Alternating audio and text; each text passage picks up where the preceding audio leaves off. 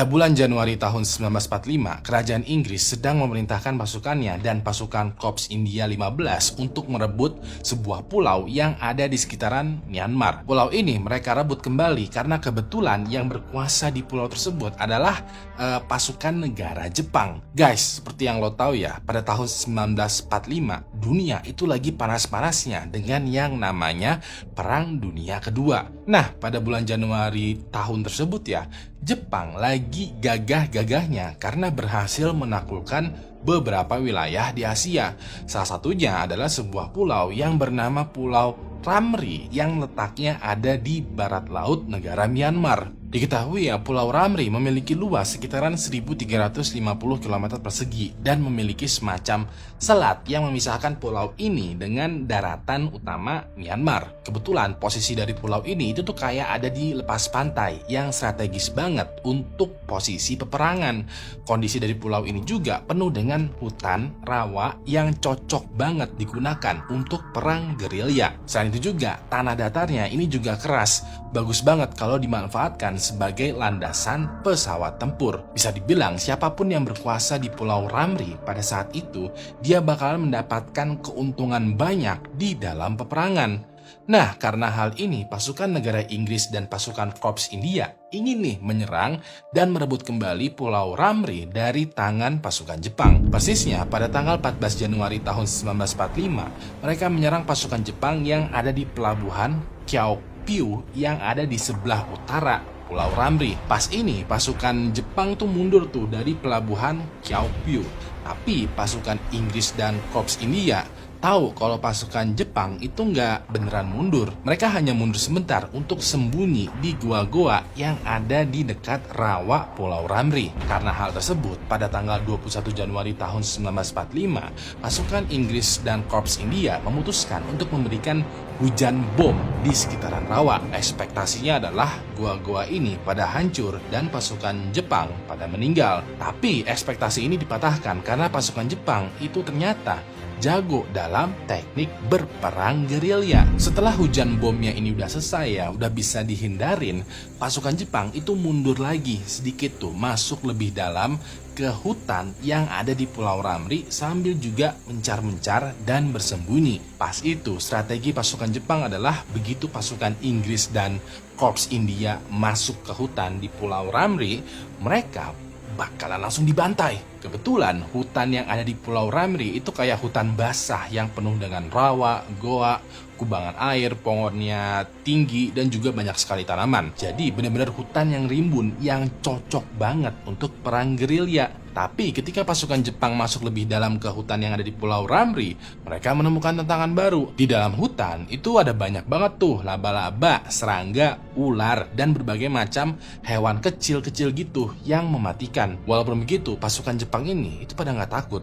Mereka dengan singkat dan cepat ya langsung membabat hewan-hewan kecil ini dan berkuasa di dalam hutan. Mereka juga langsung memposisikan dirinya semenguntungkan mungkin karena mereka tahu nih, tentara Inggris dan Korps India sebentar lagi ikutan masuk ke dalam hutan. Walaupun begitu, pasukan Inggris dan Korps India itu sadar kalau pasukan Jepang itu kuat dan pintar. Mereka tahu kalau pasukan Jepang ini sebenarnya lagi ngumpet di dalam hutan menunggu kita semua untuk masuk dan dibantai. Pada saat ini ya, bisa dibilang nih pasukan Inggris, Korps India, dan juga pasukan Jepang itu sama-sama pintar tuh dalam berperang. Mereka selalu mengatur strategi mereka untuk saling mengantisipasi. Nah, karena mereka tahu kalau pasukan Jepang itu lagi menunggu di dalam hutan, pasukan Inggris dan Korps India memutuskan untuk tidak masuk ke dalam hutan.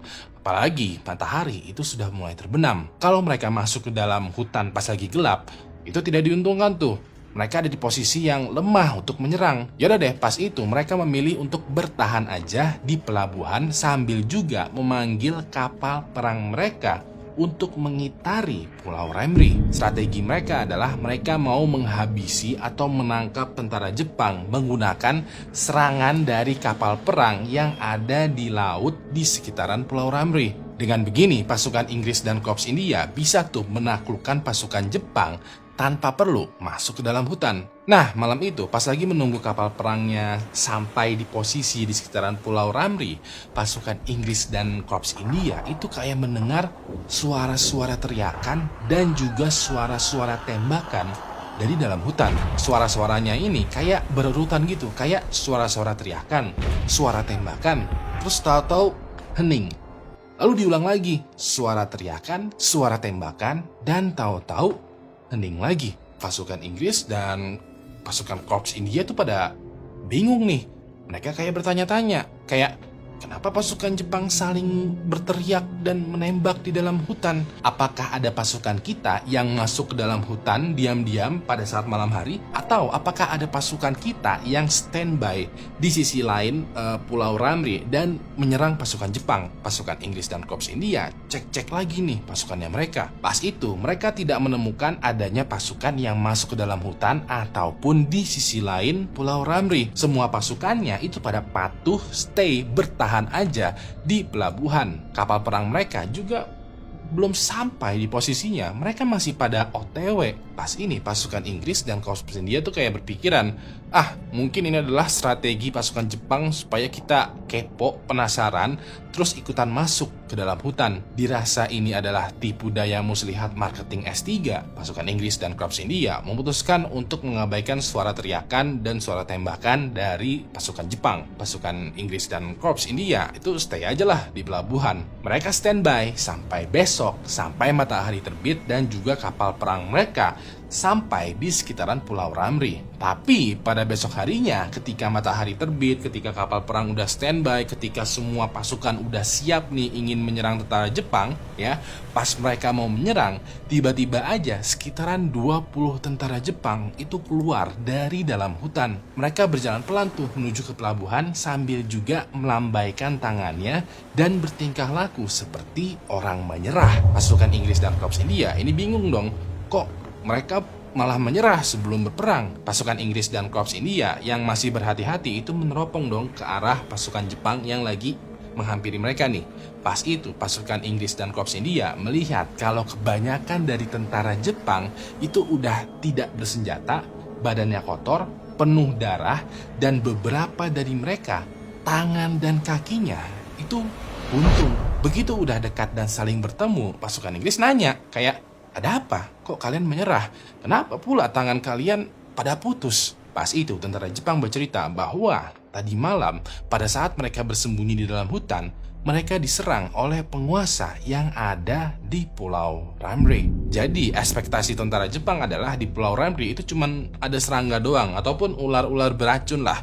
Mereka ya mudah lah ya, receh itu semua bisalah kita handle. Tapi yang berada di luar ekspektasi mereka adalah ada juga nih yang udah bersembunyi di tengah hutan dan rawa Pulau Ramri. Yang bersembunyi di hutan dan rawa ini adalah penghuni asli dan juga penguasa di Pulau Ramri, dan mereka itu adalah buaya air asin. Jadi pada saat tentara Jepang mundur masuk lebih dalam lagi ke hutan, mereka semua itu pada nggak tahu kalau mereka sebenarnya sedang masuk ke dalam sarang dari ribuan buaya air asin. Nah, pada saat malam tiba, buaya air asin ini itu sebenarnya baru bangun karena mereka adalah makhluk malam yang aktifnya pada malam hari. Pas mereka bangun, buaya air asin ini ngeliat banyak tentara Jepang tuh itu bagaikan rezeki nomplok. Kayak, wah, ada makanan nih di depan sarang kita. Ya udah deh, buaya air asin ini langsung menyerang tentara Jepang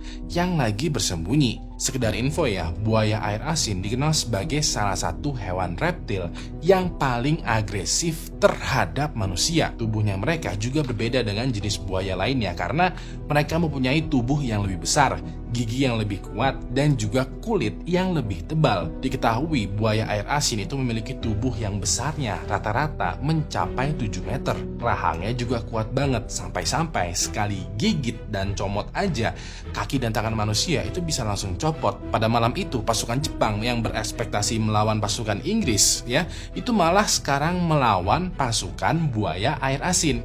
Yang bete-nya adalah dikarenakan kulit buaya air asin ini tuh tebal, mereka tidak begitu mempan ketika ditembak menggunakan senapan. Buaya air asin ini itu adalah hewan yang membutuhkan banyak peluru tembakan untuk bisa benar-benar mati. Ya udah deh, pada malam itu pasukan Jepang itu pada meninggal karena dimakan hidup-hidup oleh ribuan pasukan buaya air asin. Bisa dibilang suara teriakan dan tembakan yang didengar sama pasukan Inggris dan Korps India itu adalah suara dari pasukan Jepang yang diserang oleh pasukan buaya air asin. Beberapa pasukan Jepang yang selamat ya, ini memilih untuk menyerahkan dirinya kepada pasukan Inggris dan Korps India.